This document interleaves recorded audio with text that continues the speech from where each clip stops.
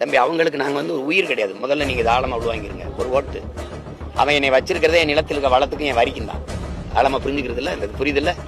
எங்களை ஒரு மனித உயிராவே மதிக்க மாட்டான்.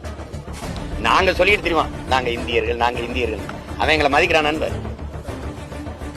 குஜராத்ல ஒரு மீனவனை பாகிஸ்தான் ராணுவம், கடற்படை ராணுவம் கைது பண்ணிடுச்சு. இந்திய கடற்படை ராணுவம் விரட்டி போய் தடுத்து மீட்டு கொண்டாரு.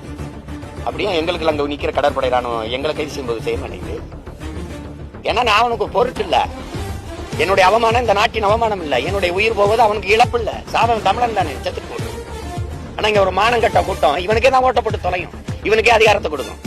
இப்ப கடிதம் எழுதிட்டு இருக்காரு நம்முடைய முதலமைச்சர் ஐயா. கடிதம் தம்பி அழைச்சு பேசினா எடுப்பாரு. 40 உறுப்பினர் வச்சிருக்காங்க பாராளுமன்ற நாடாளுமன்றத்துக்கு, பேசலாம்.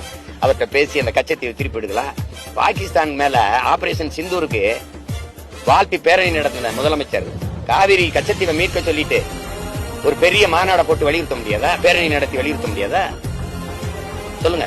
கச்சத்தீவை கொடுக்கும் போது என்ன பண்ணிட்டு இருந்தீங்க? நீங்க எல்லாம் தானே இருந்தீங்க, உங்க ஆட்சி தானே எடுத்து கொடுத்த அம்மா அந்த கட்சியோட தானே கூட்டணி. எத்தனை காலத்துக்கு தம்பி இந்த நாடகத்தை போடுவீங்க? நாங்களும் அதே பழைய நாடகம் வேற வழி இல்லாம அதையே பார்த்து கை வச்சுக்கிட்டு விசில் அடிச்சுக்கிட்டே உட்காந்து கேடு கட்ட நாடகம் தம்பி. கச்சத்தீவை அவர்கிட்ட பேசி எடுங்க கேட்டா நான் கடிதம் எழுதுனல்ல, வேற என்ன செய்ய முடியும்? இதுக்கு இது தம்பி நீங்க முதலமைச்சரா போஸ்ட் மாஸ்டரா தம்பி?